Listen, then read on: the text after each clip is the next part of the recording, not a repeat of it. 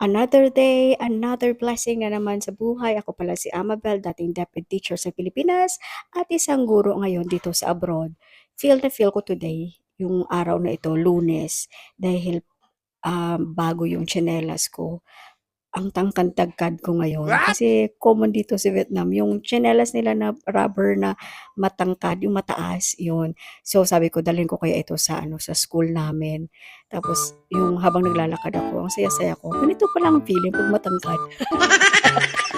Yan. So pupunta tayo ngayon sa school. Ito pala yung langka na nung mga puno ng langka, yon. Dito nakatira yung matanda na nagbibigay sa amin ng langka na nakasurvive kami sa 3 araw. May pagkain kami. Yan. Ito yung tsinelas ko, di ba? Ang tangkad ko. Yun. Feel na feel ko talaga maglakad. Ang tangkad ko. Yan. Isa pa. Ooh. Next naman.